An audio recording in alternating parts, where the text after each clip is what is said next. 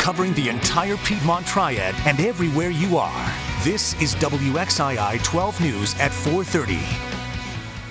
Right now at 4:30, paying his respects. Today, President Obama heads to Dallas to stand in solidarity with the city still reeling from a mass shooting that took the lives of 5 police officers.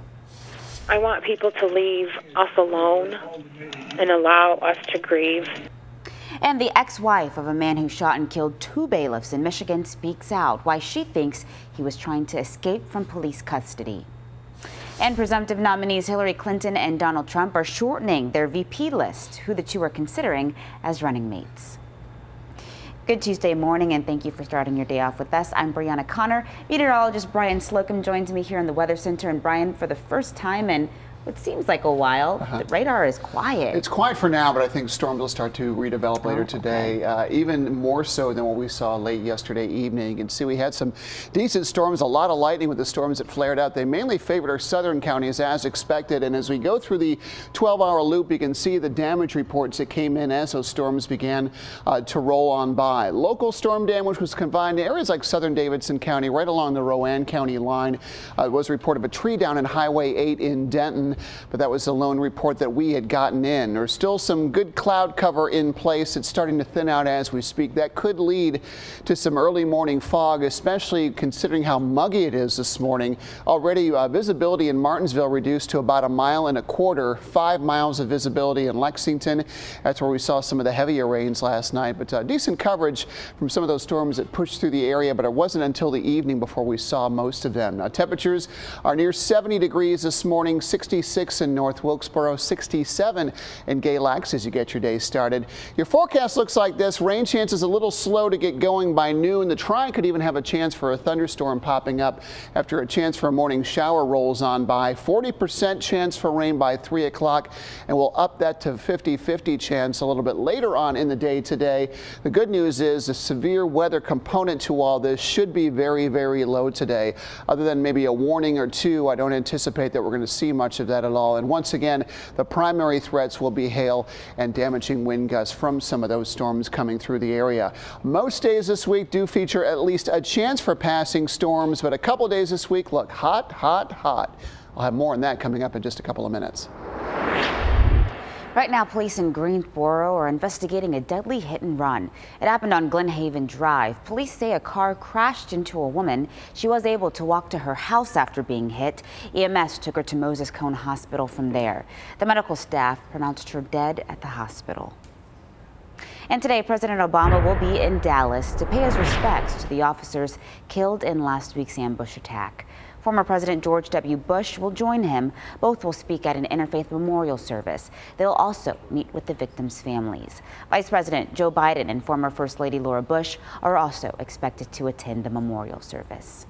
And details about individual memorials for the officers have just been released. The first service will be tomorrow morning for Senior Corporal Lauren Ahrens. After that, Dallas Area Rapid Transit Authority Officer Brent Thompson will be laid to rest. Sergeant Michael Smith's service is scheduled for Thursday. And vigils in the Dallas community continued this week. Hundreds of people got out yesterday to pay their respects. Police officers, their families, and a lot of other people came together at the Dallas City Hall Plaza for the Dallas Strong Vigil. People lit candles as bagpipes played while they bowed their heads in prayer. One chief said they are at a tough time right now, but the city is resilient. We took a gut punch. They punched us good, but we bowed our head. We have it back up. We're holding it high. Our pride is still there. We're retaining our respect, and we're going to continue to go for it. A picture of each fallen officer was shown during the vigil in front of the crowd as they held a moment of silence. And protests around the country continue. On the left side of your screen, you can see protesters in Atlanta. They entered their 5th night of demonstrations in hopes of standing in solidarity with people in Baton Rouge and Minnesota. The group marched to the governor's mansion. Now on the right side of your screen is a protest in Chicago. Demonstrators in that city marched to support the Black Lives Matter movement after last week when 2 black men were killed by police. While America continues to get a closer look at the tensions seen and felt in the wake of last week's violence, people in the Triad are working to find a solution. Last night in Greensboro, there was a community meeting to discuss policing and race. Dozens of community groups organized this meeting. It served as an avenue to talk about real options that could be solutions to end problems that have lingered for decades. Ultimately, that's what you want. You want to live and reside in an area where people truly care and love and have full affection for our community.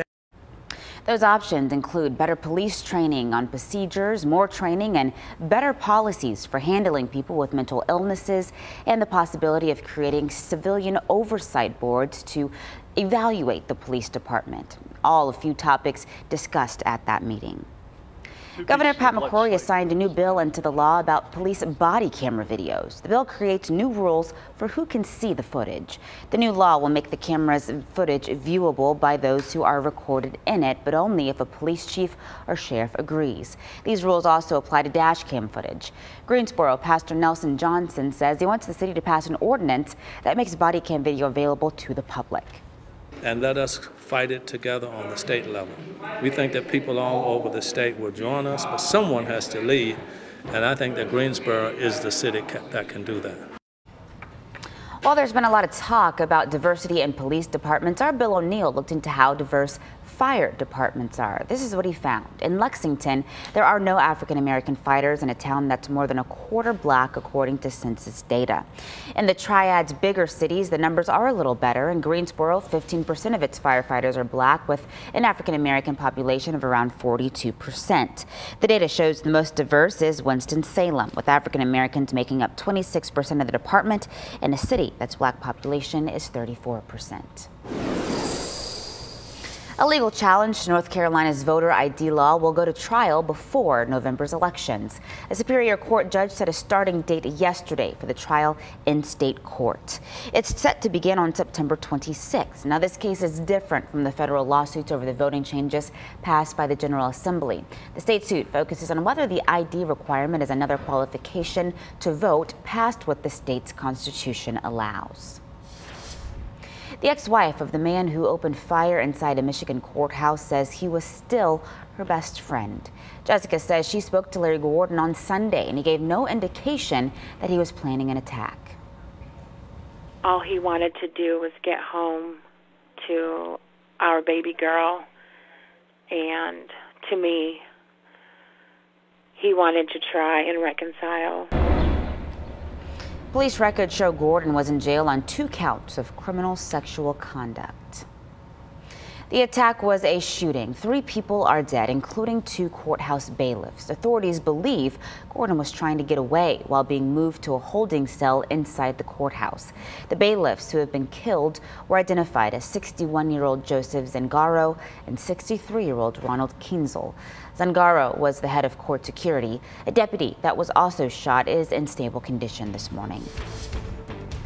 49 people lost their lives and 53 people were hurt during the Orlando massacre. What's being done today to keep their memories alive? And Bernie Sanders and Hillary Clinton are expected to make a joint appearance on the campaign trail today, where they're going to be and what they may talk about. You're watching WXII 12 News. It's 4:38 this Tuesday morning.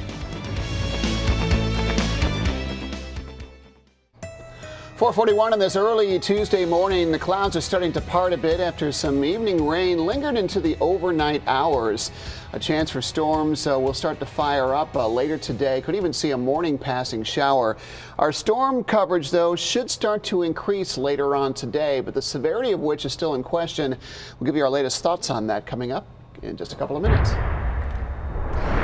Today marks the 1-month anniversary of the Orlando nightclub massacre. To memorialize the moment, the fountain in Florida's Lake Eola Park is lit in rainbow lights, and this park is where tens of thousands of people gathered last month in honor of the victims. On June 12th, around 2 in the morning, a gunman opened fire on a gay nightclub called Pulse. 49 people were killed, 53 others were hurt. The Orlando massacre is known as the deadliest mass shooting in modern U.S. history. A pregnant woman in Arkansas saved families from a building that caught fire. How she did it and why she says she would do it all over again. And we are only a few days away from the Republican National Convention. Who's already in Cleveland and what the city's police plan to do during the event. It's 4:42. We'll be right back.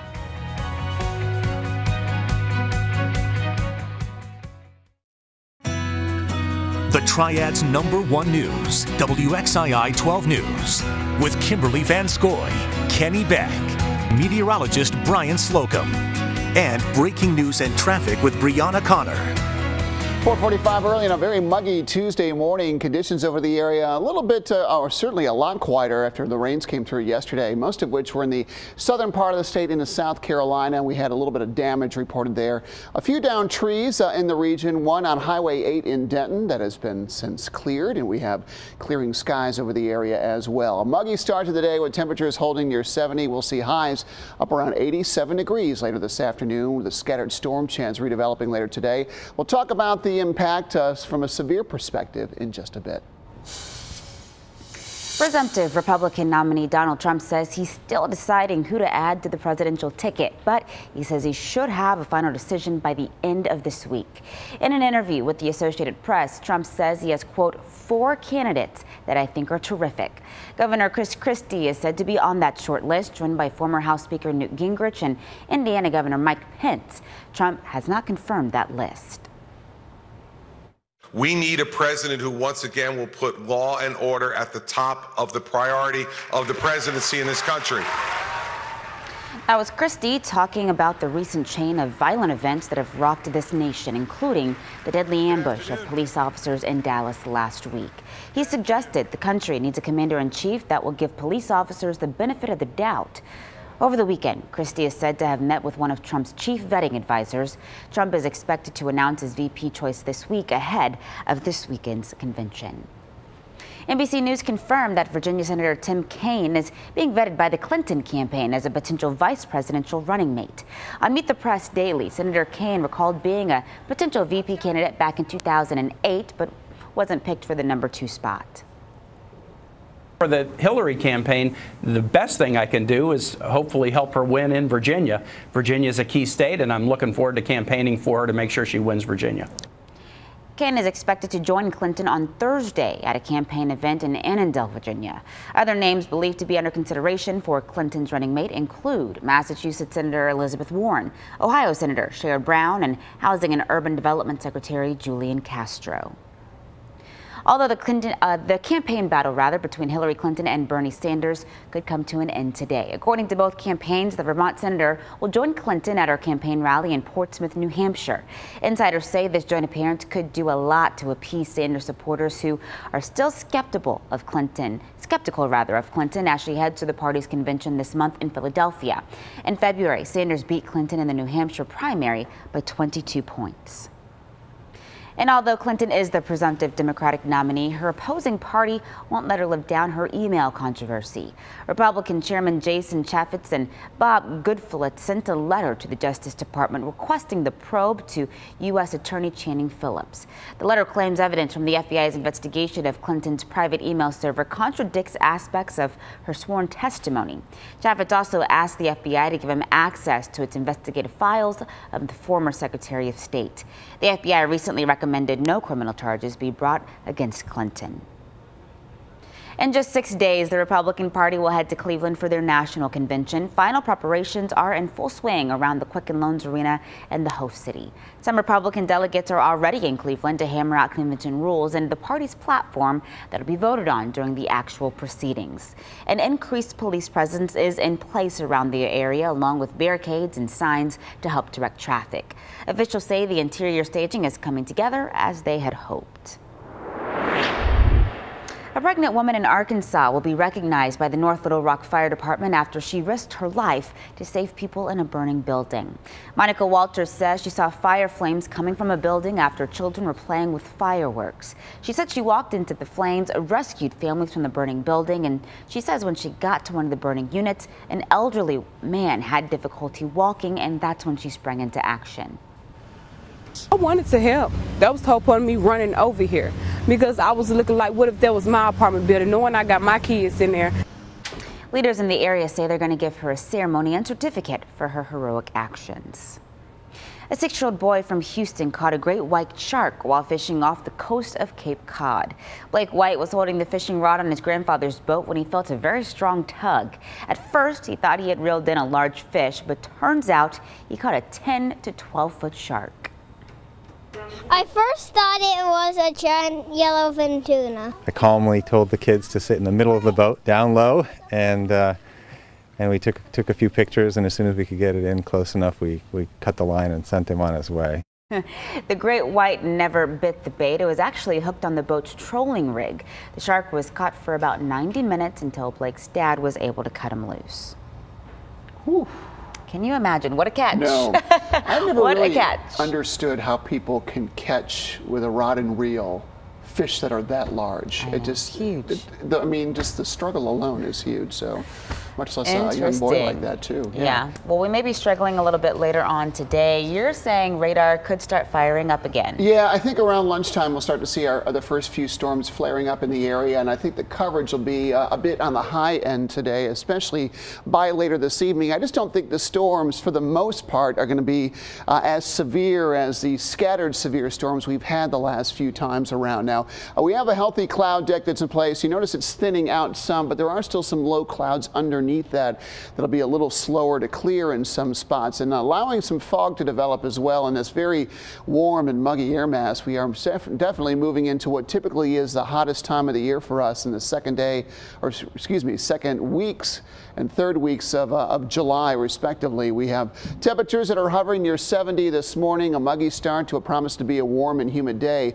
Fog becoming more prevalent in a few areas. Mount Airy visibility now less than a mile and a half.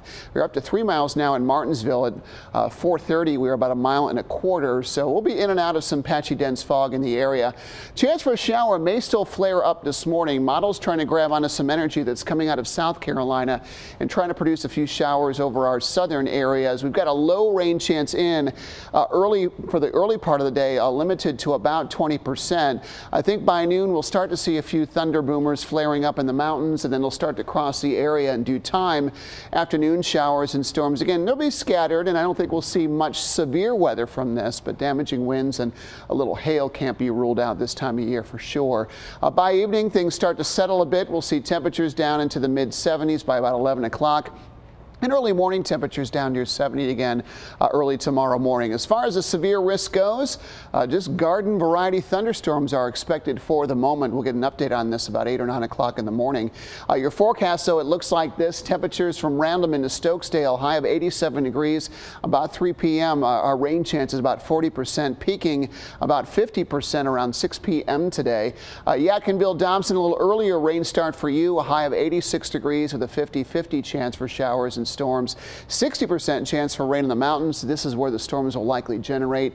In fact, by noon, there should be about 30 or 40% coverage over the area. Temperatures, they are on the upswing for sure. Raised highs tomorrow and Thursday. Could get as high as the mid-90s in a few spots Thursday afternoon. That's a low rain chance type of day. And we're back near 90 degrees, typical July weather through the weekend. Well, if Chick-fil-A is one of your favorite restaurants, you may be able to get a free meal today. Stick around. We'll explain what you need to wear to qualify. Plus, coming up this morning at 5 o'clock, meet the baseball player that has a lot of people surprised, but very pleasantly surprised. Well, he doesn't plan to stop playing the game anytime soon. It's 4:53. You're watching WXII 12 News. Got a few showers overnight, most of which have already faded. Now the clouds are starting to thin out in due time. We'll have some patchy fog this morning in this very muggy, soupy July air that we have in place in the early morning today. As far as the forecast goes, let's check that out. We have numbers that'll start out in the 70s early on. High of 87 degrees this afternoon, but more storms are in the forecast. Don't think we'll see a major severe weather threat today, but a few bad ones could be a possibility later on. We'll take you through the week ahead where summer heat returns coming up in a bit. If you're interested in getting some free Chick-fil-A today and you're brave enough, dress like a cow. The food chain is celebrating Cow Appreciation Day. At participating locations, customers can receive a free entree by showing up wearing anything cow-like from opening until 7 this evening. Guests in cow attire can select any breakfast, lunch, or dinner entree, and kids dressed like a cow can select a kid's meal. In this morning's Health Beat, prediabetes has become more prevalent over the past 30 years, but a new study suggests the obesity epidemic is only partially responsible. Researchers in Florida found about 1/3 of non-obese people have abnormal blood glucose levels. They say because diabetes screenings are only recommended for obese patients, a lot of people with prediabetes are going undiagnosed. A new study suggests many of the vitamins pregnant women are encouraged to take don't improve a baby's health. Researchers say expectant moms should focus on taking folic acid, vitamin D, and maintain a healthy diet. Other supplements like multivitamins didn't show any obvious benefits for healthy women, and too much vitamin A may even cause harm to a fetus. After some childbirths, women can donate their placenta for medical use. With a placenta that meets strict donor screening and tests, vision doctors say they can fix scarring and inflammation. Haley Hernandez explains how a donation helped one woman's eyesight. Hey, Ms. Jenkins. Andrea Jenkins is diabetic and desperate to preserve her eye health. So when her contacts were agitating her more than normal, she got help from Dr. Morty. The film, the top layer of my eye was just not there. So he actually put a membrane on top of my eye. This is the membrane he used. Morty says it's dehydrated tissue